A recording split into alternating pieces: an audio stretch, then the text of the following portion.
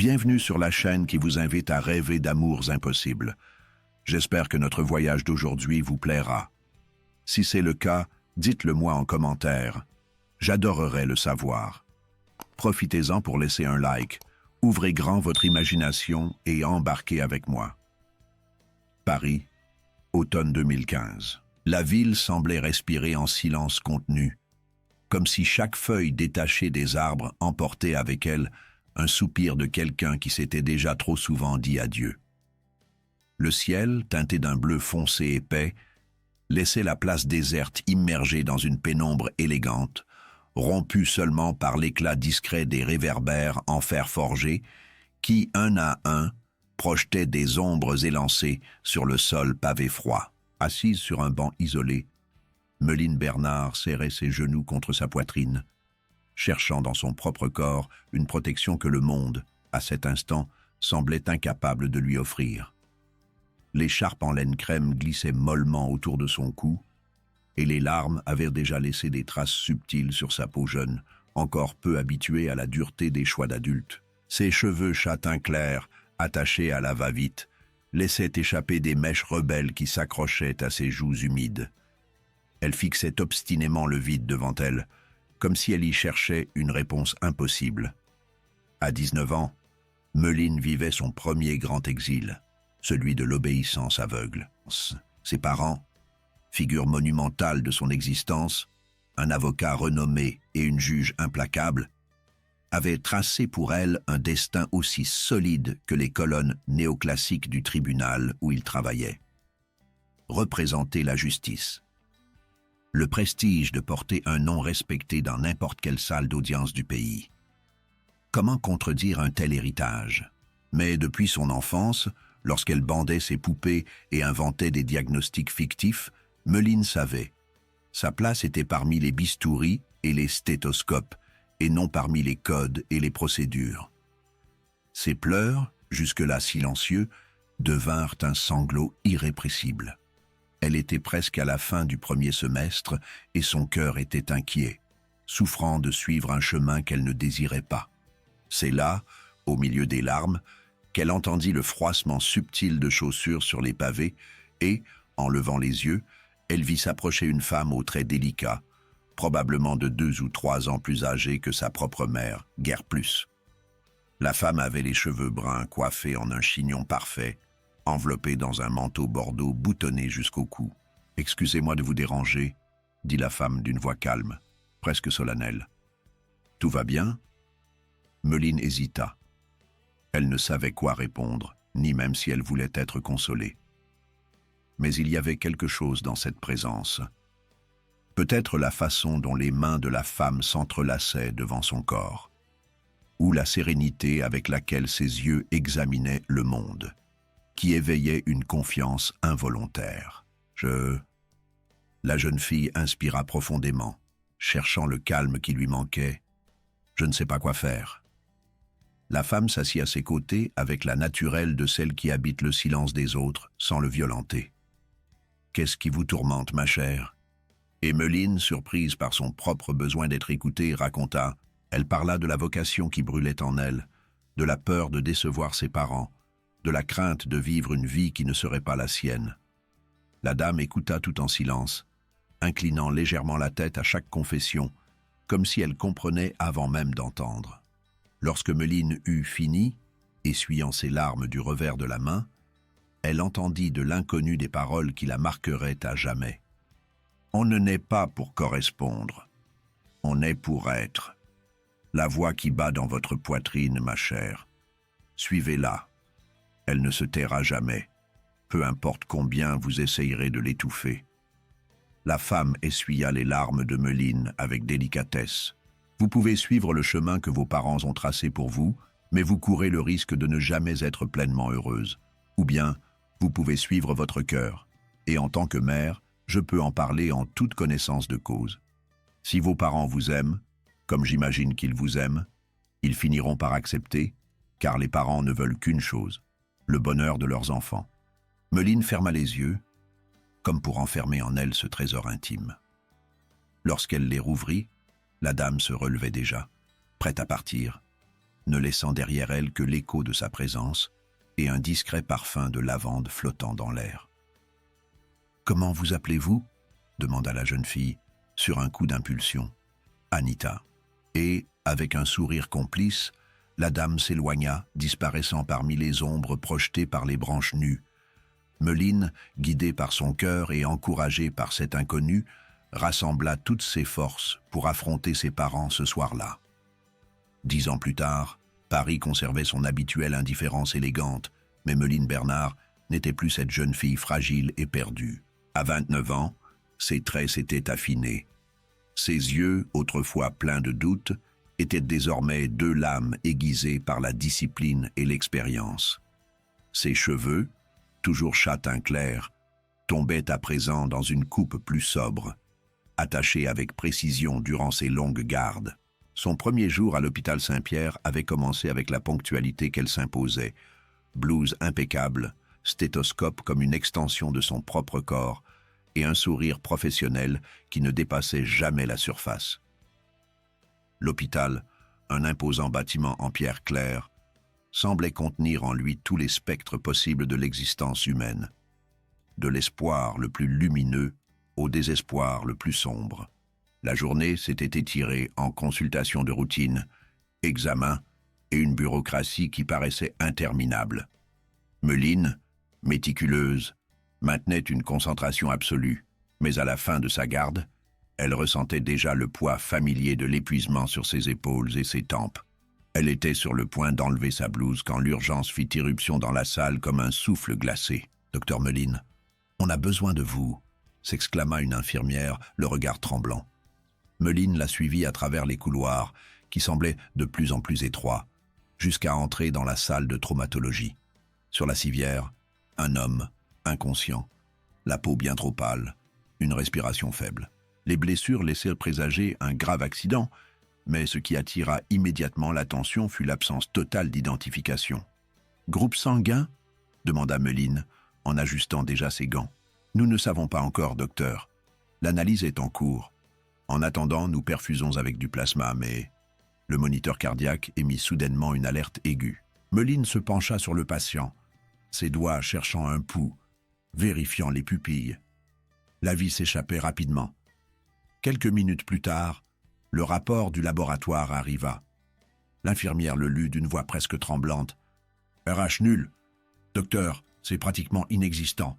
L'air sembla se raréfier dans la salle. RH nul. » Meline connaissait bien cette rareté, car elle-même était porteuse de ce sang silencieux et insoumis aux statistiques. « Nous n'avons pas le temps d'attendre un donneur, » conclut-elle avec un sang-froid maîtrisé, mais le cœur désaccordé. « Mais docteur, le protocole... » Elle retirait déjà sa veste, exposant son bras pour la ponction. « Aucun protocole ne prévaut sur la vie, » répondit-elle sans hésiter. Alors que le sang écarlate s'écoulait de son corps vers les poches, Meline ne parvenait pas à se défaire de l'impression qu'il y avait quelque chose d'étrangement familier chez cet homme, même si elle ne l'avait jamais vu auparavant. Son visage, bien que pâle et couvert de blessures, conservait une beauté anguleuse et sereine, comme si, même en état critique, il refusait la laideur de la mort. La procédure se poursuivit, rapide et épuisante. Les mains de Meline guidaient l'équipe avec une précision absolue, mais en elle, un tourbillon silencieux prenait déjà forme, comme un courant marin caché sous des eaux calmes. Des heures plus tard, le patient fut stabilisé, respirant avec l'aide d'appareils. Meline, épuisée, l'observa quelques instants, encore avec le cathéter au bras. Son sang, son essence vitale, circulait désormais mêlée aux veines de cet inconnu, comme une alliance non dite. Alors qu'elle marchait lentement vers la salle de repos, une étrange sensation se nichait dans sa poitrine. Ce n'avait pas été qu'une simple intervention d'urgence. Elle ne savait l'expliquer, mais quelque chose, cette nuit-là, lui soufflait que cet homme ne serait pas juste un patient de plus sur sa longue liste.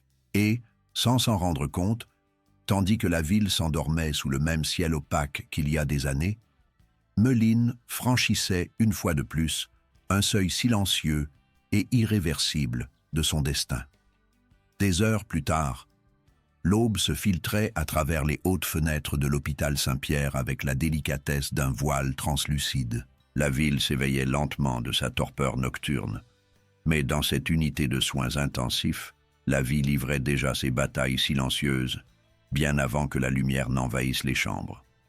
Meline, encore enveloppée dans la brume de l'épuisement de la nuit précédente, arpentait les couloirs d'un pas mesuré, comme si elle craignait de réveiller des fantômes. Dans le lit central de l'unité, l'homme qu'elle avait sauvé se trouvait enveloppé de fils, de tubes et de moniteurs qui enregistraient chaque petite victoire de ses organes encore fragiles. Ses cheveux noirs tombaient en désordre sur son front. La barbe naissante dessinait des ombres douces le long de sa mâchoire bien définie, et ses lèvres, encore pâles, semblaient silencieusement s'exercer à retrouver la parole.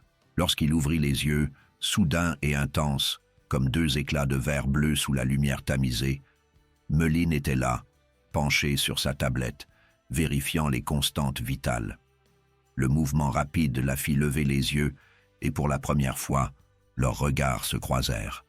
Il y eut un instant suspendu, trop bref pour être mesuré, mais suffisamment long pour modifier silencieusement le cours des choses. Il l'observa sans parler, les yeux encore alourdis par l'anesthésie, mais remplis d'une lucidité troublante, comme quelqu'un qui se réveille d'un cauchemar et trouve un visage familier, bien qu'il ne l'ait jamais vu auparavant. Meline conserva sa posture clinique, repoussant les émotions qui, traîtresses, menaçaient de se glisser sous le masque professionnel. « Bonjour », dit-elle d'une voix ferme, mais sans dureté. « Vous êtes en sécurité maintenant.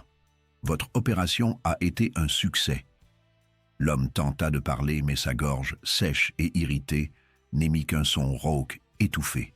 « Ne forcez pas », ajouta Meline, se penchant légèrement, dans un geste presque maternel, pour ajuster la position du masque à oxygène. La chaleur de son souffle effleura sa main, provoquant un discret frisson qu'elle dissimula aussitôt par la précision automatique de ses gestes médicaux. Dehors, l'hôpital battait déjà au rythme de sa routine impersonnelle. Alarme, pas pressé, voix technique. Mais à l'intérieur de cette chambre, il existait un autre temps, plus dense, plus intime, comme si tous deux étaient enfermés dans une capsule où seul l'essentiel existait, la survie et l'étrange connexion silencieuse qui commençait à se tisser. Des heures plus tard, ayant besoin d'échapper à cette atmosphère dense et de traiter le tourbillon d'émotions qui s'accumulait en elle, Meline chercha refuge dans la chapelle de l'hôpital, un espace de pierres froides et de vitraux anciens, où la lumière colorée se projetait en dessins éthérés sur le sol poli. Là, le monde semblait suspendu, comme un poumon qui, pour un instant rare, cessait de respirer. Elle suivit son rituel, s'agenouilla une fois de plus pour remercier et demanda à la sagesse de prendre les meilleures décisions. Mais avant qu'elle ne se relève, une silhouette attira son attention. 2 rangs devant, une dame était agenouillée. Elle avait les cheveux gris, élégamment relevés en un chignon, enveloppé dans un manteau gris foncé. Meline s'approcha lentement, comme on s'approche d'un souvenir matérialisé. Lorsque la dame se redressa et tourna doucement le corps, le choc, les mêmes yeux sereins, le même sourire complice qu'une décennie plus tôt. « Ce n'est pas possible », murmura Meline, incapable de contenir sa stupeur. Anita sourit, inclinant légèrement la tête, comme quelqu'un qui reconnaît une fleur qu'elle a plantée il y a longtemps et qu'elle voit enfin fleurir, sans avoir jamais douté qu'elle le ferait. « Je me souviendrai de ce regard même dans 50 ans, » dit la dame avec tendresse. « Comme tu as grandi, et d'après ce que je vois, tu as suivi ton cœur. Puis-je te faire un câlin ?» demanda Meline timidement. Madame Anita ouvrit les bras. « Bien sûr que tu peux, ma fille. » Meline mordit sa lèvre inférieure, submergée par l'avalanche de souvenirs et d'émotions. « Excusez-moi de demander, mais que faites-vous ici?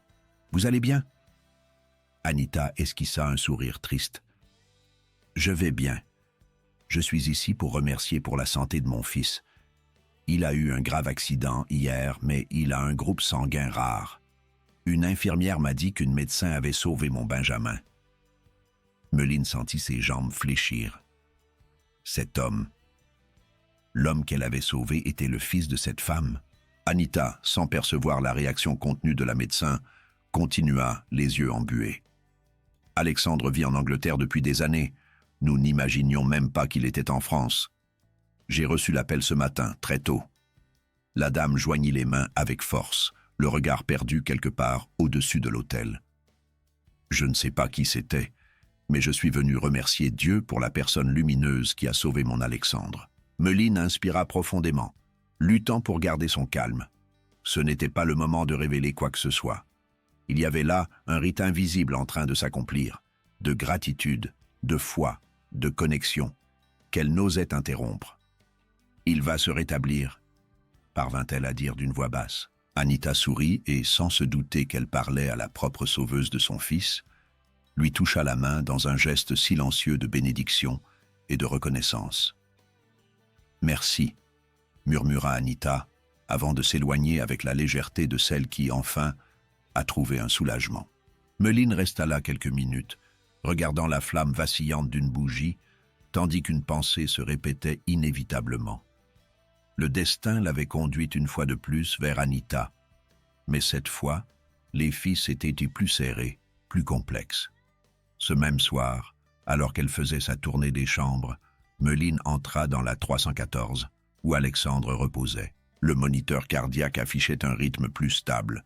Les pansements avaient déjà été changés et tout indiquait qu'il continuerait à bien se rétablir. Elle s'approcha pour vérifier les points de suture quand la porte s'ouvrit doucement. « Excusez-moi », dit Anita en entrant, avec le même parfum délicat et une expression maternelle débordante d'inquiétude. En voyant Meline là, ajustant le pansement sur le bras de son fils, Anita se figea, puis écarquilla les yeux, reconnaissant la femme qu'elle avait rencontrée dans la chapelle, et, des années plus tôt, sur cette place parisienne. « Vous... » murmura-t-elle. Meline sourit, incapable d'empêcher la timidité qui lui rosit les joues. « Bonjour, Madame Anita. »« C'était vous » souffla Anita, les mains tremblantes, s'approchant du lit d'Alexandre qui commençait à se réveiller plus pleinement. « C'est vous qui avez sauvé mon fils. » Meline acquiesça simplement, incapable d'exprimer par des mots ce qu'elle ressentait. Anita, émue, lui serra les mains avec une force inattendue, les yeux embués. « Je ne sais pas comment vous remercier. Je ne sais pas. » Alexandre, confus, tourna lentement le visage vers les deux femmes, clignant des yeux jusqu'à ce que sa vision s'ajuste. « Maman » murmura-t-il d'une voix rauque. « Je suis là, mon amour » dit Anita, en se penchant sur lui et en déposant un léger baiser sur son front. Alexandre remarqua alors la présence de Meline à ses côtés et la même connexion silencieuse que celle du matin se produisit. Elle perçut la façon dont il la regardait, avec une curiosité mêlée à un respect inattendu, comme quelqu'un qui devine, sans savoir, que cette femme fut le fragile pont qui l'a maintenue en vie entre la mort et l'existence. Dans les jours qui suivirent, Alexandre chercha la présence de Meline avec une fréquence qui, peu à peu, cessa d'être uniquement motivée par des consultations et des examens. Il posait des questions banales, riait avec délicatesse, laissait échapper des fragments de sa vie en Angleterre, de son enfance en France, de la rébellion qui l'avait éloigné du pays et de sa famille. Meline, quant à elle, maintenait la distance protocolaire qu'exigeait l'éthique, mais elle ne pouvait nier l'inclination croissante qui l'attirait vers lui, comme la marée inévitable qui revient à la côte, peu importe combien de fois elle en est repoussée. Et puis, au cours de l'une de ces rencontres fortuites, il mentionna d'un ton désinvolte « Je suis fiancé ». Les mots furent prononcés sans emphase, et presque avec tristesse, mais en Meline, ils provoquèrent un choc sec, comme un livre qui tombe d'une étagère haute, inattendu et irrécupérable. Elle dissimula son trouble, murmurant un « félicitations » poli, mais son cœur, le même qui battait avec ce sang qui circulait désormais aussi dans ses veines à lui, se mit à battre de façon irrégulière, menaçant d'exposer la fragilité qu'elle s'efforçait tant de cacher. À cet instant, Meline sut, ce lien silencieux et intime ne pouvait évoluer, et l'amitié en était la seule limite. Alexandre appartenait à une autre, et elle ne savait pas si elle aurait la force de franchir l'abîme qui s'ouvrait entre eux. Pas après toutes les déceptions amoureuses qu'elle avait connues lors de ses dernières relations. L'automne parisien poursuivait sa marche silencieuse, teignant les jardins de l'hôpital de tons cuivrés et dorés, comme si la nature, complice discrète des sentiments humains, voulait elle aussi se vêtir de nostalgie. Dans ces jours qui suivirent le réveil d'Alexandre, Meline et lui se croisèrent plus souvent que ne l'aurait justifié n'importe quel protocole ou hasard. Cela commença par des conversations formelles qui se transformèrent vite en confidences inattendues. Elle, toujours réservée, se cachait derrière un professionnalisme impeccable, tandis que lui, encore en convalescence, exhibait une vulnérabilité capable de désarmer le plus rigide des cœurs. Il se promenait dans les jardins de l'hôpital, entre des allées silencieuses et des bancs en fer forgé qui témoignaient silencieusement de chaque échange de regards, de chaque sourire dissimulé sous la cordialité. Parfois, il marchait simplement côte à côte, sans rien dire, comme si le silence était la langue la plus précise pour ce qu'il ne savait pas encore nommer. Un après-midi, alors qu'ils se quittaient après une promenade parmi les pommiers de la cour intérieure, Alexandre s'arrêta, comme quelqu'un qui hésite au bord d'un précipice. « Je ne sais pas comment l'expliquer, » dit-il, la voix rauque, comme un instrument qui craint de se désaccorder. « Mais j'ai l'impression que vous m'avez rendu bien plus que la vie. » Meline garda les yeux fixés au sol, où une feuille jaune tournoyait avant de se poser, comme un corps rendu à son propre destin. « Je n'ai fait que mon travail, Alexandre, » murmura-t-elle, d'un ton qui trahissait le tumulte en elle. Il sourit, ce demi-sourire qui semblait toujours au bord de l'ironie, mais qui, en elle, éveillait quelque chose de proche du vertige. Pour moi, ce n'était pas que ça, mais aucun mot ne pouvait défaire le nœud qui leur enserrait la poitrine à tous les deux. Il n'y avait ni place, ni courage, pour admettre ce que chaque geste dénonçait déjà. Même après sa sortie de l'hôpital, les conversations continuèrent, dépassant les limites de l'établissement. Un samedi, Meline accepta de l'accompagner jusqu'au bord de la Seine. Ils marchèrent côte à côte le long des quais où le fleuve glissait, épais et silencieux, reflétant le ciel opaque et les contours élégants des ponts de pierre. Là, entre les étals de livres anciens et les artistes esquissant des visages anonymes, elle écouta Alexandre parler de son enfance à Paris, de ses années rebelles en Angleterre, de la distance émotionnelle qui l'avait toujours séparé de son père, Maurice Delacroix, un entrepreneur obstiné qui avait transformé l'hôpital hérité de son propre père en un véritable patrimoine millionnaire. Cet homme qu'il devait désormais affronter, non seulement pour rester en vie, mais de plus en plus, pour être libre. « Je suis parti parce que j'avais besoin de fuir ce qu'on attendait de moi », confessa-t-il, le regard perdu dans le courant trouble du fleuve. « Mais maintenant, je ne sais plus de quoi je fuis. Je ne sais. » Meline voulut répondre, voulut lui dire qu'elle comprenait mieux que quiconque ce genre de fuite, mais elle n'y parvint pas. Le désir de lui toucher la main, de sentir sa peau chaude sous la sienne, était si intense qu'il l'immobilisa. Elle resta simplement là, à ses côtés, laissant le vent froid emporter les mots qu'elle n'avait pas su prononcer. Quelques heures plus tard, Meline et Alexandre étaient assis dans un café discret, caché dans une rue latérale, protégés de l'agitation, mais exposés au regard attentif du hasard. Ses mains entouraient une tasse de thé depuis longtemps refroidie. Elle gardait les doigts entrelacés sur ses genoux, comme si elle se retenait en elle-même pour ne pas déborder. « Parfois, je me demande, » commença Alexandre, le regard perdu dans la fenêtre, où les reflets des lumières de la rue se déformaient sous la pluie, « si j'aurais le courage de tout envoyer valser. » Meline le regarda, sans dire un mot, inclinant simplement légèrement le corps, lui indiquant qu'il pouvait continuer. Il sourit, sans joie, et porta la main à son menton, comme quelqu'un qui tente de masquer sa fatigue. « Mais ce n'est pas facile de rompre avec ce qu'on attend de vous, n'est-ce pas ?» Elle ne répondit pas, mais son regard humide confirma ce partage silencieux. Meline comprenait, mieux que quiconque, le poids d'être façonné par les attentes des autres. « C'est oppressant », murmura-t-elle enfin, après une gorgée chaude de sa boisson. Dehors, la vitre était striée par de fines gouttes de pluie qui commençaient à tomber comme les lignes d'un texte illisible. Alexandre se tourna vers elle avec une intensité contenue mais irrésistible. « J'ai l'impression qu'avec toi, je pourrais être celui que j'aimerais vraiment être. » Les mots sortirent avec une franchise désarmée, si sincère que Meline en frissonna.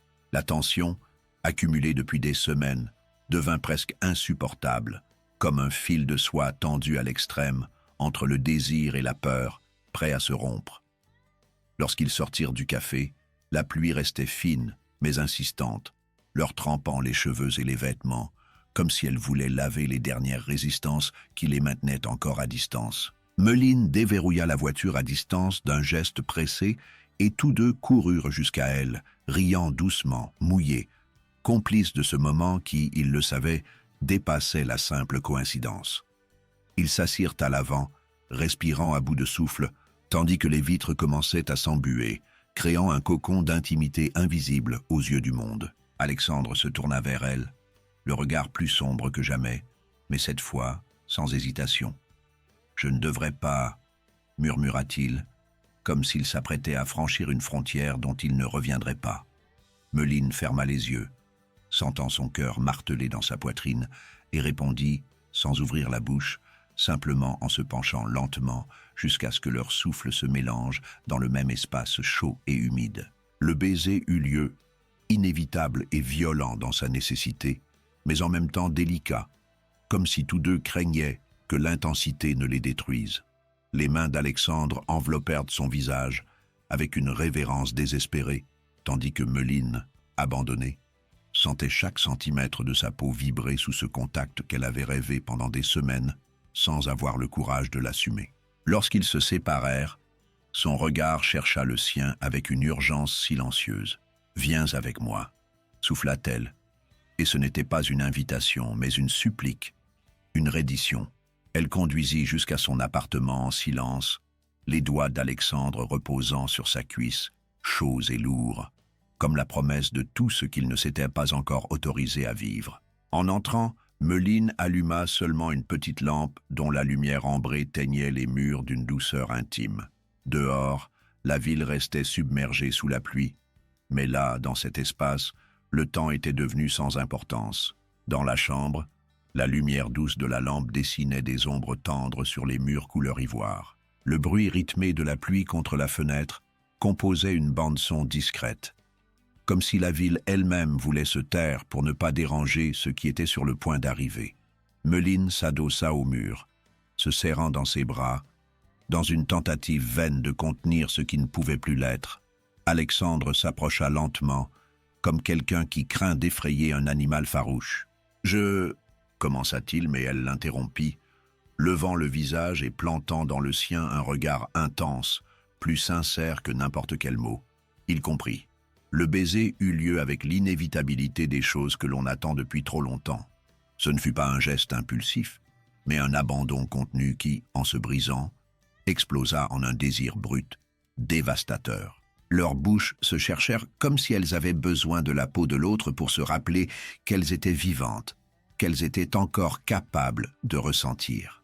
Les mains d'Alexandre glissèrent le long du dos de Meline, trouvant la courbe de sa taille, le tissu froid de la blouse s'écartant avec à la fois délicatesse et urgence. Elle, quant à elle, glissa les doigts dans ses cheveux noirs, le tirant plus près d'elle, comme si elle avait besoin de cette proximité pour ne pas sombrer dans ses propres doutes.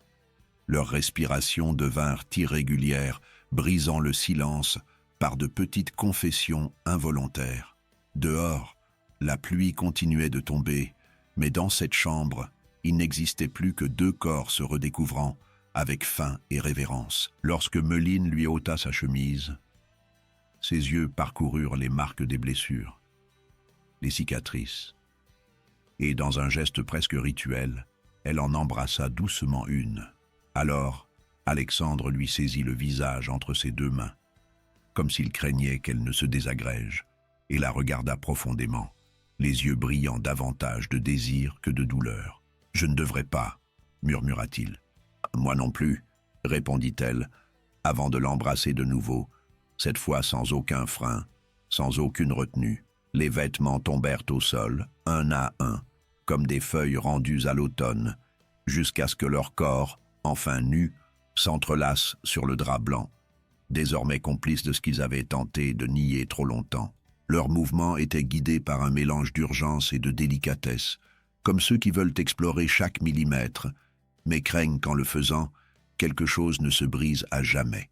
Il n'y avait aucune vulgarité, seulement un désir dense, fait de semaines de regards inavoués, de silences chargés, de mains qui s'effleuraient accidentellement dans les couloirs. Et lorsqu'enfin ils atteignirent de l'apogée, ce fut comme si le monde, l'espace d'une seconde, cessait de tourner, leur permettant l'illusion qu'il n'existait plus rien d'autre que cet instant suspendu.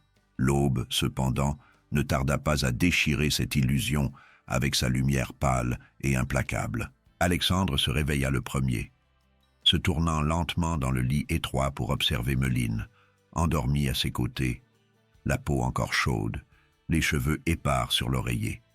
Un sourire triste se dessina sur ses lèvres, tandis qu'il tendait la main pour écarter une mèche rebelle de son visage. Mais dès que Meline ouvrit les yeux et le regarda, la question s'imposa, inévitable, comme une ombre entre eux. « Et Tamara ?» Alexandre ne répondit pas immédiatement. Il ferma simplement les yeux et inspira profondément, comme quelqu'un qui cherche le courage de plonger dans des eaux profondes et dangereuses. Meline détourna le regard, s'assit au bord du lit, enlaçant ses genoux contre sa poitrine, comme elle l'avait fait 10 ans plus tôt sur cette place. Rien n'avait besoin d'être dit. Tous deux savaient que malgré toute l'intensité de cette nuit, le jour les ramenait au monde réel, là où existaient des engagements, des attentes et des choix difficiles. La pluie avait cessé, mais le ciel restait couvert d'un gris épais, sans promesse de lumière. L'air, saturé d'humidité et d'attente, semblait peser sur les épaules de quiconque osait marcher dessous. Les jours passèrent. Dans l'appartement d'Alexandre, les valises restaient fermées, les costumes alignés sur des cintres, et l'invitation de mariage reposait toujours sur la table en marbre, à côté d'un verre de whisky resté intact. Il passait lentement les doigts sur l'enveloppe, comme on caresse un souvenir sur le point d'être effacé. Il n'y avait plus moyen de repousser. Le temps se resserrait, telle une gorge prête à étouffer une confession. Il s'habilla avec sobriété, chemise blanche, veste gris anthracite, le nœud de la cravate serré, tel un soldat se préparant pour la bataille la plus intime et la plus décisive, celle de rompre avec le destin tracé par les autres.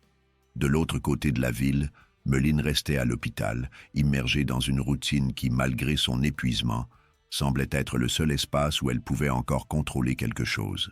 Mais même parmi les bistouris et les dossiers médicaux, son esprit était constamment assailli par l'image d'il y a quelques semaines. Alexandre, endormi à ses côtés, les contours de son corps dessinés par la lumière fragile de l'aube, la chaleur résiduelle de sa peau, les soupirs entrecoupés par le doute. Elle savait que cette nuit avait été une rupture, mais aussi un commencement. Pourtant, le lendemain n'avait laissé aucune place à la célébration. Il n'avait apporté que le poids des choix repoussés. Dans le salon austère du bureau de Maurice Delacroix, Alexandre fixait son père avec la même expression qu'il avait eue enfant, lorsqu'il était pris en flagrant délit, tendu mais déterminé. Maurice, assis derrière l'imposant bureau en acajou, leva les yeux de son journal comme on regarde un insecte importun. « Pourquoi tant d'urgence, Alexandre ?» demanda-t-il, sans dissimuler son ton impatient.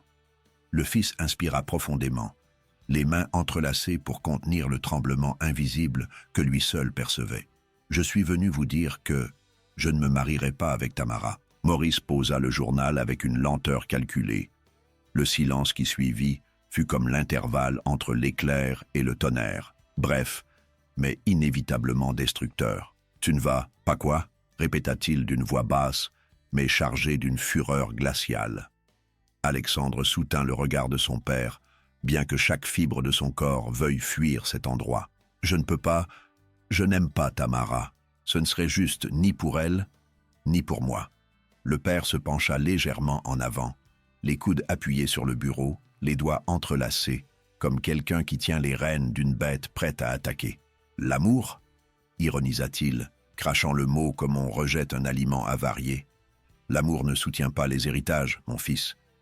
Les alliances, les contrats, le respect. Voilà ce qui compte. Le mariage avec Tamara est un arrangement parfait. Il consoliderait les affaires, unirait les familles. Alexandre se leva brusquement de sa chaise, comme quelqu'un qui se libère d'un joug invisible. « Je ne suis pas une affaire, père. » Maurice resta immobile, mais son regard se rétrécit, aussi tranchant qu'une lame. « Il n'y a pas d'avenir en dehors de ce que nous avons prévu pour toi, Alexandre. Tu es en train de jeter à la poubelle tout ce que nous avons construit. »« Non, père, » répondit-il d'une voix ferme, bien qu'une larme solitaire menace de trahir sa conviction. « Pour la première fois, je construis quelque chose qui m'appartient. » Et, sans attendre de réponse, il se retourna et sortit, laissant le salon plongé dans un silence de plomb. 2 jours avant le mariage qui n'aurait pas lieu, Alexandre chercha à voir Tamara. Il avait choisi un café discret, à l'écart des cercles sociaux qu'ils fréquentaient tous les deux, comme s'ils tentaient de protéger du monde ce qui, inévitablement, serait brisé.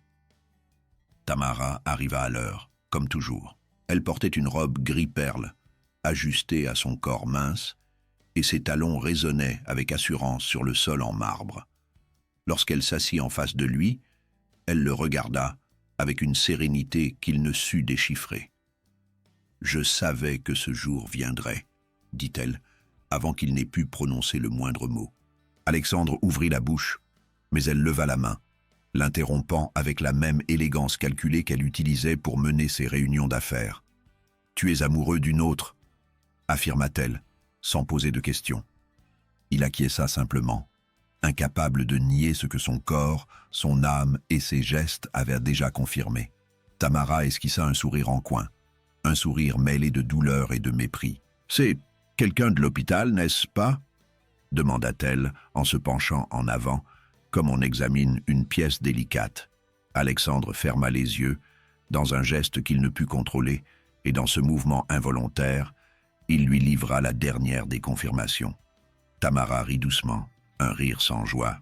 « Meline, la médecin qui t'a sauvé la vie, comme c'est poétique. » Puis, avec une lueur de cruauté dans le regard, elle conclut « J'espère qu'elle est prête, parce que je vais la détruire. » Alexandre écarquilla les yeux, le sang quittant son visage. « Tamara, non. »« Si, » dit-elle, en se levant avec la froideur de celle qui conclut une transaction avantageuse. Le contrat de mariage, l'exposition publique, et, bien sûr, son éthique professionnelle. Je doute que l'hôpital voie d'un bon œil un scandale pareil. Une relation avec un patient, violation du protocole. Il se leva, lui saisissant fermement le bras, mais elle se dégagea simplement, comme on écarte une feuille gênant le passage. « Tu as choisi, » dit-elle avant de partir, laissant derrière elle son parfum coûteux et la menace suspendue dans l'air. À l'hôpital, Meline apprit la nouvelle par la bouche affolée d'Anita, qui avait entendu parler de la fureur de Tamara dans les couloirs feutrés de l'élite parisienne. Meline pâlit, sentant le sol se dérober sous ses pieds. Les murs de l'hôpital, jusque-là complices de sa routine, semblaient désormais se refermer sur elle, l'étouffant. La peur, qui jusque-là n'avait été qu'un pressentiment, avait maintenant un nom et un visage. Elle voyait devant elle la perspective du scandale, du jugement moral, de la ruine professionnelle.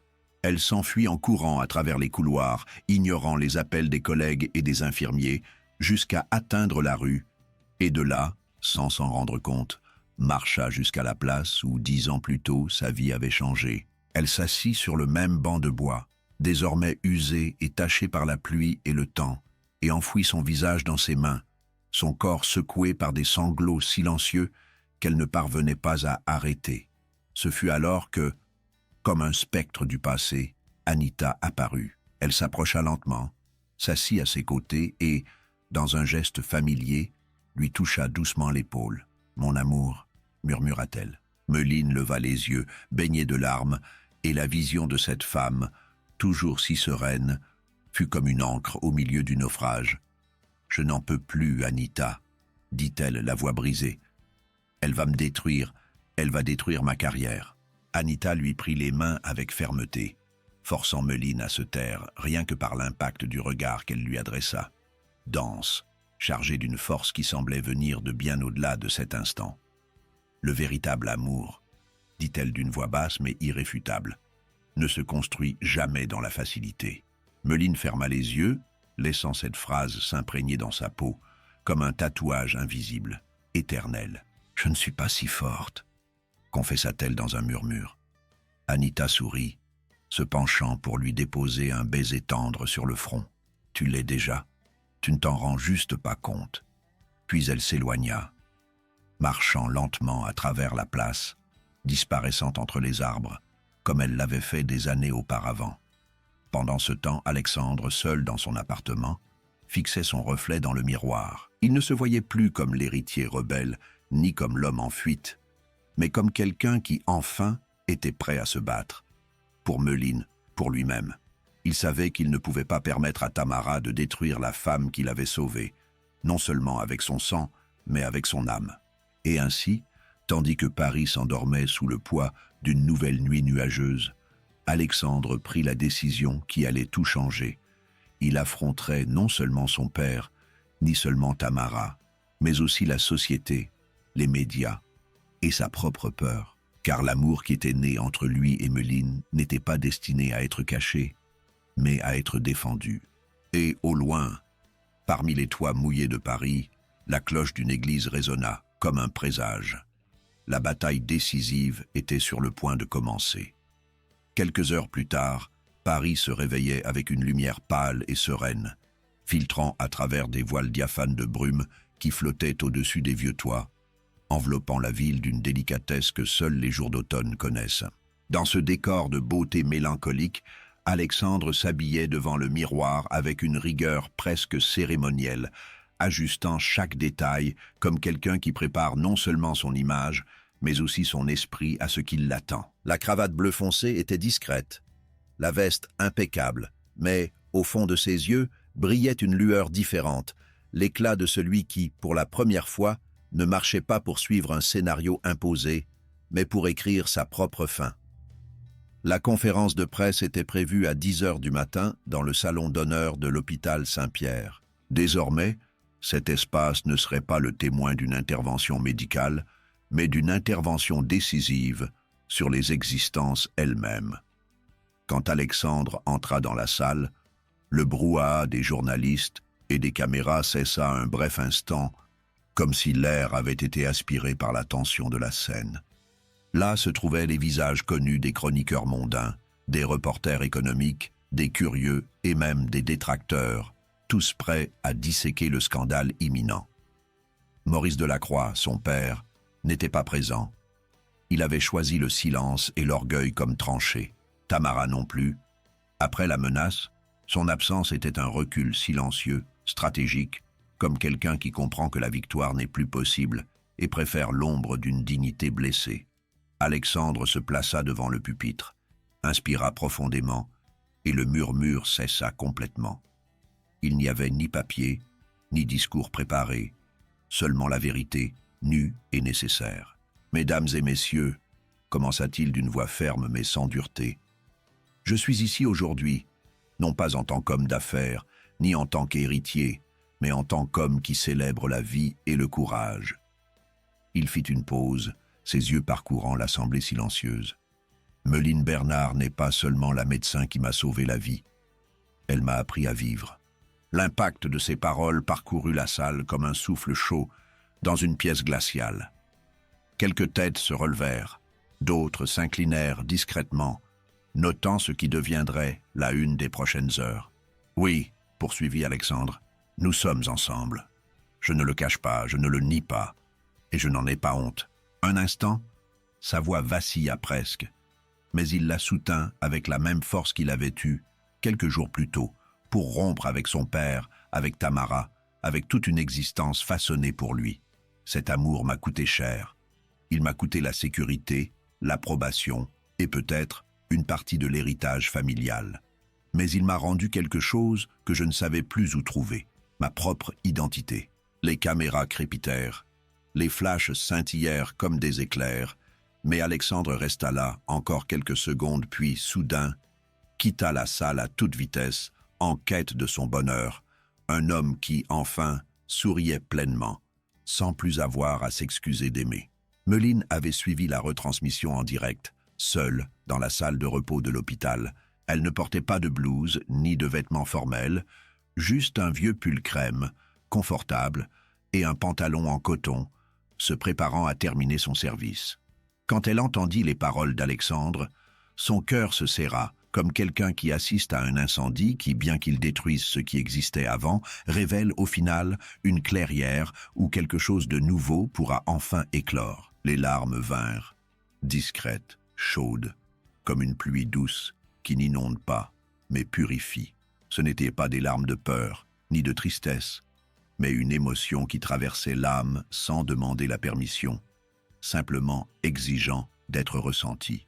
Elle resta là de longues minutes, perdue dans ses sentiments, jusqu'à être ramenée à la réalité par le son du téléphone qui vibrait dans son sac, mais elle n'eut pas le courage de répondre. Elle voulait juste rester seule un moment, avant d'avoir la force d'affronter ses collègues dans les couloirs. Elle ferma les yeux, essayant de ne pas pleurer, essayant de croire que ce choix était nécessaire. Mais soudain, un cri déchira la solitude de ses pensées, comme une lame aiguisée. Une voix familière venant du couloir.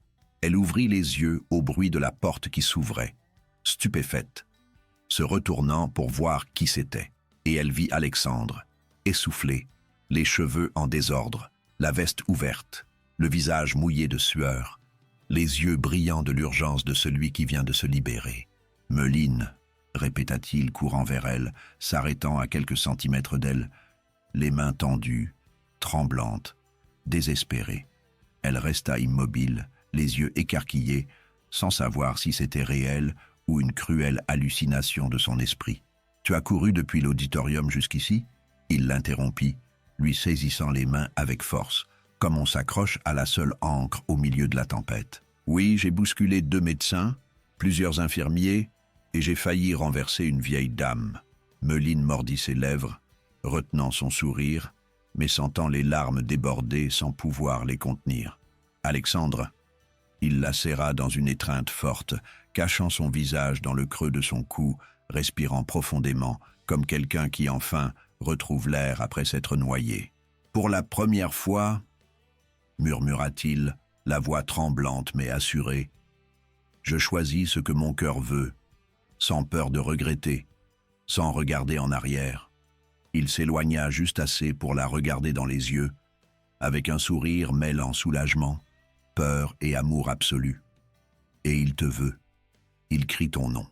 Alors Meline ouvrit les bras et le serra avec toute la force qu'elle avait gardée si longtemps. Là, seuls dans cette salle de repos, ils se retrouvèrent, entiers et vrais, dépouillés de tout, sauf de l'amour. Le temps continua de passer, il passe toujours, et 1 an et demi plus tard, par une matinée de printemps, l'appartement de Meline, autrefois silencieux, vibrait désormais de nouvelles présences. Madame Anita était assise dans le fauteuil du salon, ses cheveux gris toujours impeccables, les yeux embués alors qu'elle caressait doucement son petit-fils.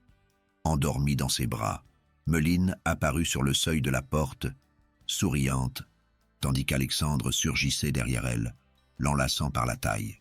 Tous deux contemplaient la scène avec la sérénité de ceux qui, après tant de luttes, ont trouvé un foyer, non pas un lieu physique, mais un espace en l'autre. Dehors, la ville continuait de vivre, bruyante, imprévisible. Mais là, dans ce salon, tout n'était que quiétude, amour et permanence. Un amour choisi, vécu, conquis. L'amour qu'on ne trouve peut-être que lorsqu'on décide, comme Meline, de suivre son cœur et non les rêves de ses parents, et parce qu'Alexandre a eu le courage de laisser de côté ce qu'on attendait de lui et de faire ses propres choix. Ou peut-être que tout cela était déjà écrit quelque part. Car l'amour, lorsqu'il est vrai, trouve toujours son chemin, même lorsque la route semble impossible, même lorsque les peurs sont nombreuses et que les choix semblent nous éloigner de ce que nous désirons le plus. Que cette histoire vous inspire à ne pas renoncer à vos sentiments, à vous battre pour ce qui fait battre votre cœur, même lorsque le chemin semble difficile ou incertain. Si cette histoire vous a ému, laissez votre like et abonnez-vous ici à Récits d'amour et passion, la chaîne où les histoires intenses et inoubliables prennent vie. Maintenant, dites-moi, quel a été le moment qui vous a le plus touché dans cette histoire? Laissez-le en commentaire. J'ai très envie de connaître votre avis et d'échanger avec vous. Prenez soin de vous et à très bientôt pour une nouvelle histoire, où l'amour et la passion se rencontrent.